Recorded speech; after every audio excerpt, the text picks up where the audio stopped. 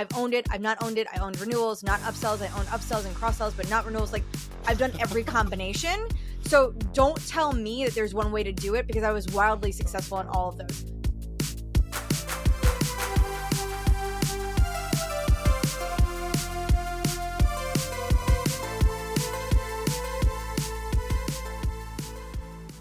And we're back. The CS hotline is back in action. And I'm so happy to be back. It's 2025. Happy New Year. You didn't give me like a ring, ring, ring. Where's my ring, ring, ring? Dylan was so pissed. He was like, we're not using that as a new intro. You know, Dylan, because I know you're listening, because you have to, stop censoring us. And he was like, us. I've put so much effort in the original intro. You can't just be like, ring, ring, hello. I mean, we literally can though, Dylan. We can, because we're sitting here on the mics. And if we want to go ring, ring, ring, we're going to ring, ring, ring. Ring, ring, hello. CS hotline here. All right, Stino, what's on the docket for today? What is going on out there in the CS land? What do people want to know? Well, the first one is a very Shakespearean question, and it's one that I have a lot to say about. And fun fact, I did an entire post on it yesterday. I saw it. And I didn't post that question, but the question is from an anonymous CSM, and in true Shakespearean style, they just asked AI or not to AI. That's the question. And I love the fact that it's such a broad question, because it covers not only the ground of customer success, but I think it's just a general topic of AI, of the use of AI within SaaS. And Yeah. I'm going to let you handle that one first, because the fire inside of me is already riling up. I'm trying to contain it, so you can go first. Unleash the beast. Let's go. You have a strong point of view on this one. Let's have it. I think my take, only because I read your post, I think my take, I got a couple things that'll go in a different direction. So let's start with you. Okay, awesome. I think, bringing it back to CS, or just in general, AI makes us lazy. We're getting lazy as fuck. We're getting lazy when we're trying to score an interview for a job opportunity. We're getting lazy reaching out to customers. We're getting lazy reaching out for sales to get people on a demo. We are getting too freaking lazy with AI. The amount of times that I get emails with the accolades still in there just by simply blindly copy pasting, that is not personalization. I literally vomit if I get those emails. And this is the worst whenever you have that GPT 4.0, because you copied it completely. I'm like, I'm done. I am done. I'm all for AI if you use it to amplify your skills that you already have. Okay. But if you don't keep your intuition, or if you don't use your intuition together with AI and just solely blindly stare on AI, you're done. Come back. No, I can't. I literally can't. And then don't get me even started by people posting on LinkedIn, because there are a few that start to post with, you're a bad CSM or you're a good CSM if. Oh, yeah. Well, I don't like the binary, like this or that, right? Because customer success is not black or white. I think we need to get off of this. You have to do this, you have to do that. You're good if you're this, you're bad if you're that. It's like the revenue thing too, which I know people want to debate all day long, but I will tell you, having run 5 different organizations at 5 different companies, I have done every single combination of the revenue management. I've owned it, I've not owned it. I owned renewals, not upsells. I own upsells and cross sells, but not renewals. Like I've done every combination. So don't tell me that there's one way to do it, because I was wildly successful in all of those. So I think like the whole, it's this or it's that, it's right or it's wrong, it's AI or it's not AI. I think we need to like take a step back, because that's not how it works. That's not how customer success works. That's not how anything works. Like, it's also, there is no one way to do sales. There is no one way to do marketing. There is no one way to do anything in SaaS as a profession. Like, we need to stop Yeah. We need to stop. It adds such anxiety and stress levels for people reading your posts Yeah. to be like, do I need to use AI? Don't I need to use AI? How Right. do I need to use AI? If you want to do those posts, also send receipts.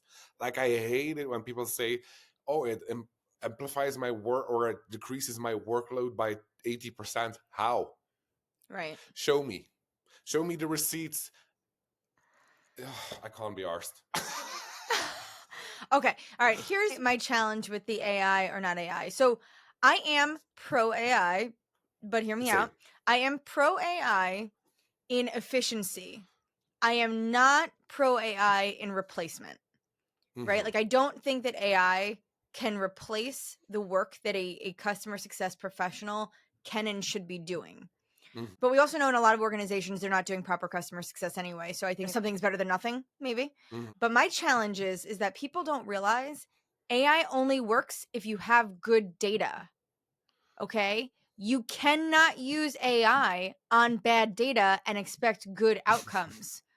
But yet nobody is prioritizing data hygiene and governance. Let's just use automations, for example.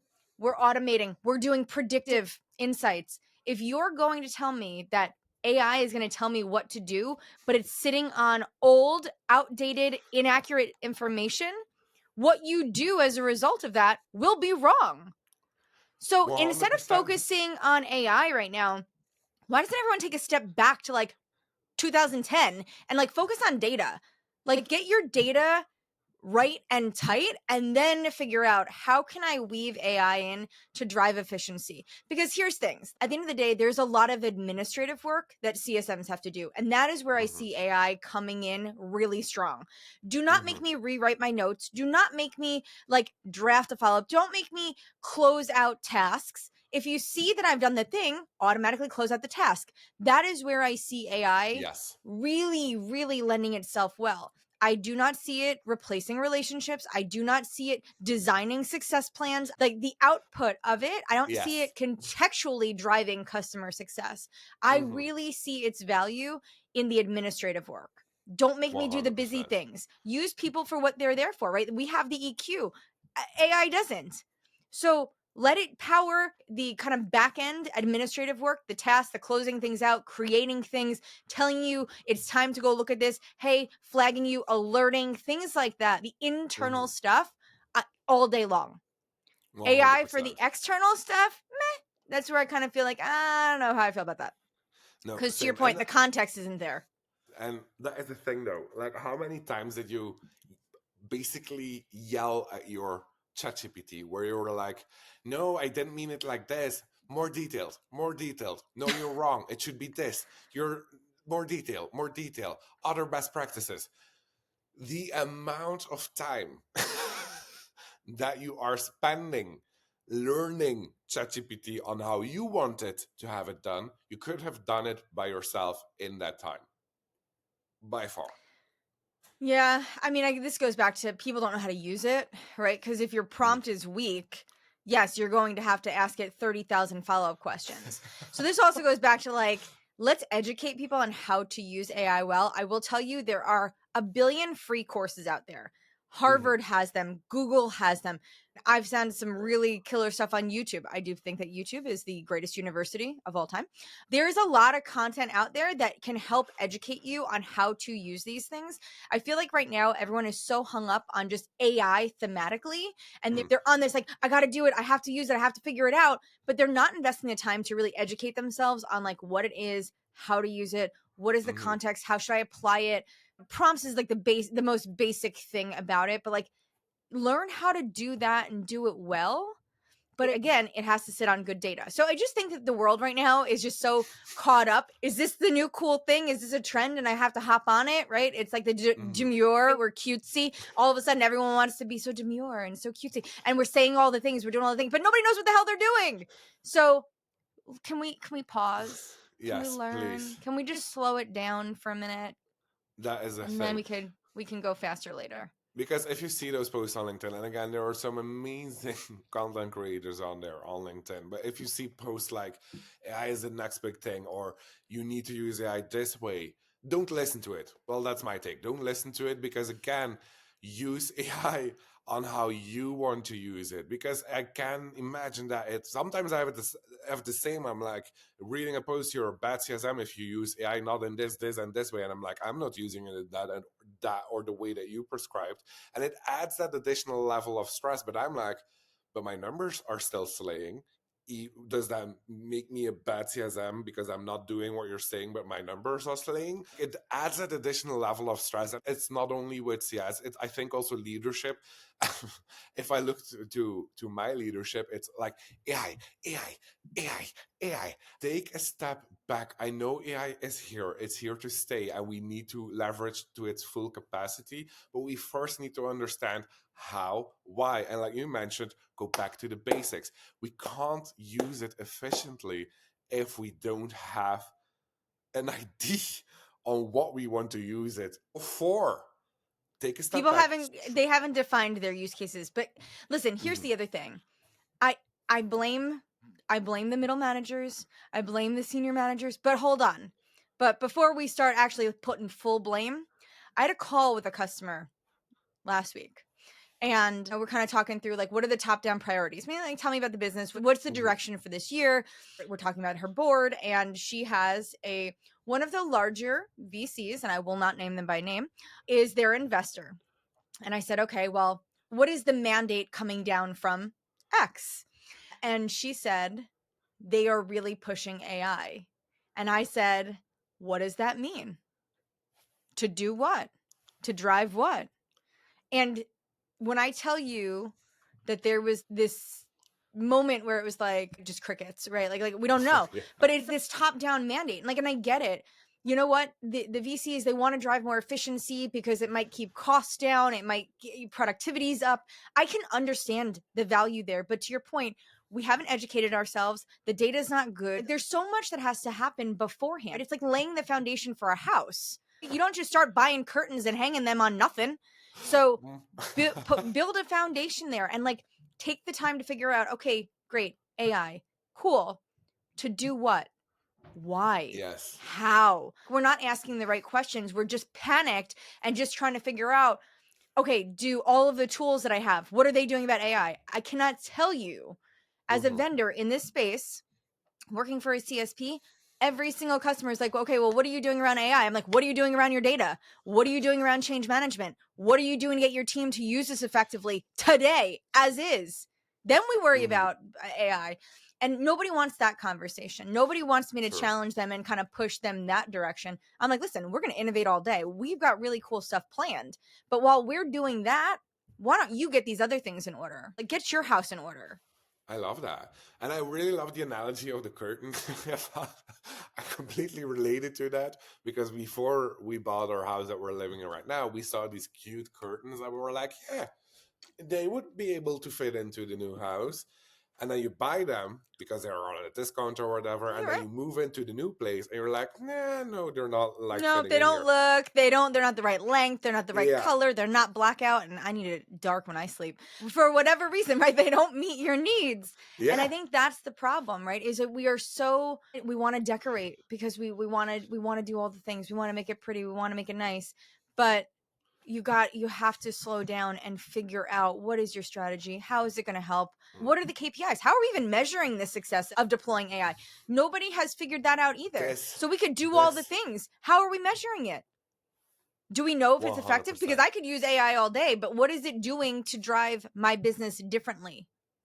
Yes. And that's my A lot of point a lot of exactly. hypotheses out there, but like Like, no real. To your point about like where's your receipts? Nobody's really got any proven data. It's all theoretical right now. And listen, I say that as it relates to customer success because let me not have somebody come at me on LinkedIn and try to attack me.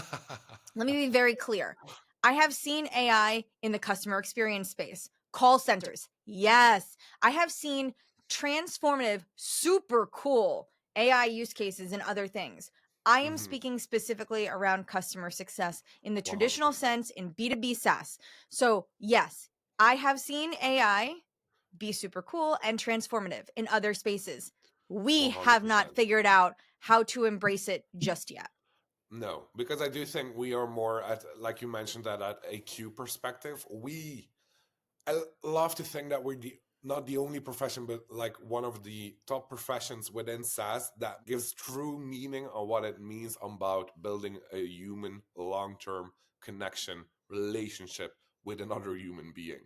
And indeed, we're not have figured it out quite yet on how we build that connection without coming across robotic, because that's now how we do it. Like we build a playbook, ChatGPT template for a customer that is in risk. Like you need to think about how you communicate with your customers, and then if they see you jumping on a call, like if you create these dry ass templates that you're going to send out to every customer and they see you on a call and you're like, but this was not the tone of voice that you use in your emails. Oh, Like well, that's the other thing. Yeah. you need to be. And okay, like ChatGPT is already very, very good at mimicking your tone of voice to some extent. But like I had a customer from someone on my team who is handling this large book of business. So okay, truth be told, use ChatGPT, pumped out the emails. But then I saw some calls, and then the client sitting in front of that person was like, "Oh, I thought you were more serious. Like you're super bubbly and super open. Like your email was like kind of dry." And I was like, "My point exactly. When we're using AI not the right way." Okay, so this is where I have this little identity crisis because when I write to customers, I don't write the way I talk. So when I write, Ooh. I am more professional. It is not conversational. It is very formal. So like my written communication, and I did have somebody accuse me for using AI in writing. That's a different story. But my written communication to customers is very professional because it's in writing, I think, first of all. I'm Hmm. usually communicating with senior executives. And even if I have a pre existing relationship, my communication, the intention of my communication is to deliver a message clear, concise. I'm not here to be like, hey, Stacy, how are you? Like, that's not what I'm using that kind of communication for. But when I get on a call, and I'll tell you, like, I had a call with a customer the other day. I got to hear all about his son's proposal during the holiday season. We talked about their family and what their plans are and when they're getting married. Like, we may have spent 20 minutes talking about that and like 7 minutes on the renewal. And I think that this is like the relationship aspect that you can't replicate. Hmm. But the conversation I had doesn't translate to the way that I write. So I feel like the AI context, the written stuff, I don't know. That's a tough one for me because I do have, I think, multiple personalities. That's also unrelated. Yeah, that's a whole nother podcast. But yes. Oh, we should call it the 27 personalities. And then every time we I mean, I don't try to even know if record. that's enough. There's definitely, I Well, probably rattle off 27, but yeah. I think my boyfriend says 13. We're at number 13 now because yeah, every time he's like, "Ooh, I never met this one before. Is this number Keep it 14?" And spicy I'm though. No, like, no, but that's good. Keep it spicy. Keep them guessing. "It is." Can't show them all of your personalities up front. You should like unlock a new personality every Every year, year. just so Yeah. that way you just like keep them guessing. I like So that. yeah, yeah, we're 4 years together now, and he's like, we're now in number 13. I was like, I'm planning to stay with you for another 40 years, so there are 50 more lined up. Coming. I like that. I like There, that. the other thing that I want to say though, and this is a great props to you because it's based on a post that you did a couple of weeks ago, and I really thought it was super obvious that no one came to think about it earlier, but like you just said it out loud, and which I really loved. And this was what I meant with like using AI to amplify and indeed, like you said, to do not the administrative stuff. Was at the beginning of this year, instead of sending out a shit ton of emails to grab a call for their 2025 goals, just build in that survey to ask, like, how do you want to communicate in Right. 2025? What are your goals? And I used AI to just get me that quick kind of survey and my tone of voice to really make sure like, these are the points that I want to hit because I couldn't be arsed thinking about questions. Yeah. They got me some very good questions that are also were like you have your prompt ready where you want to have questions that they want to reply to, you don't want to have those dry questions, blah blah blah. Yep.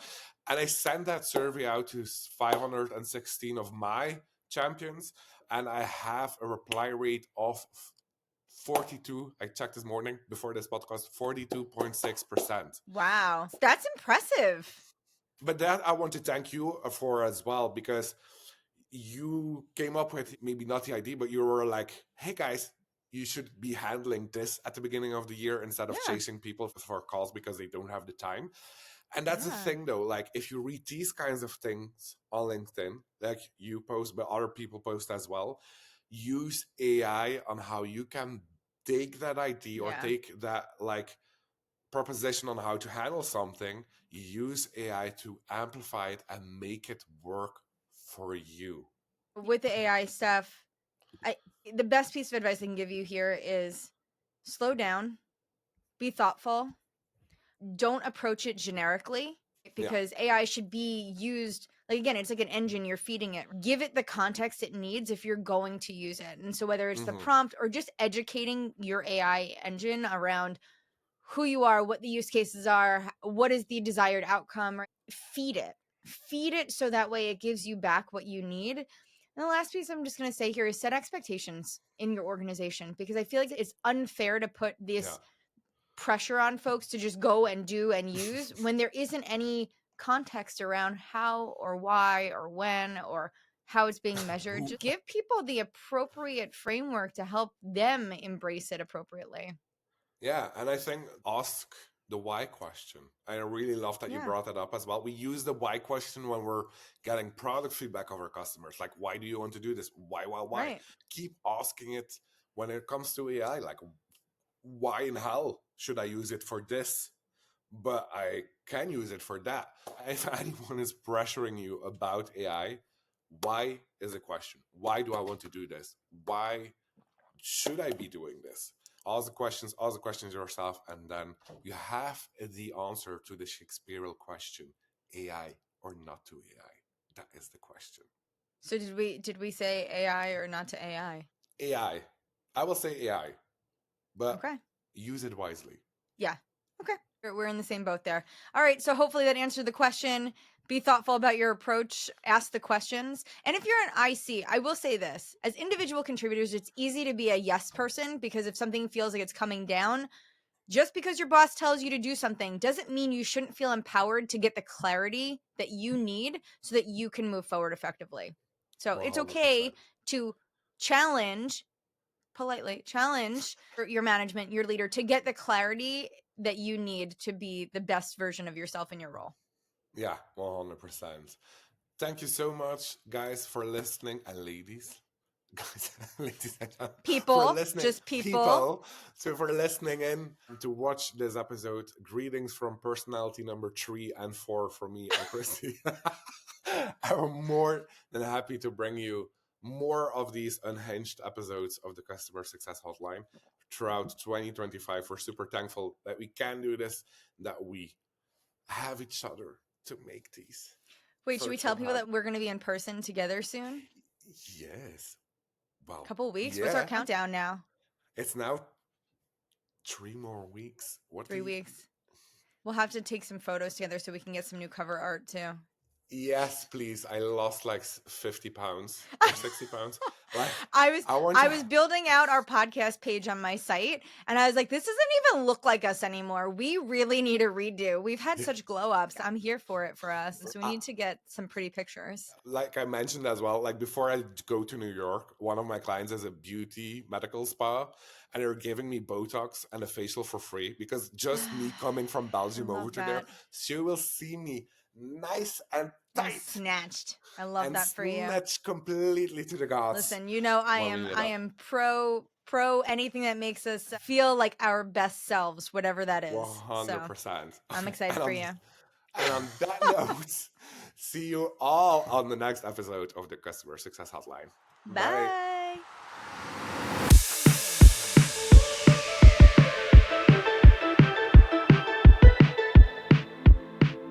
You've been listening to the Customer Success Hotline, produced by Lifetime Value Media and a member of the Lifetime Value Media Network. Visit the show at lifetimevalue.link/CSH for links to each episode, show notes, and instructions on how to submit your burning question.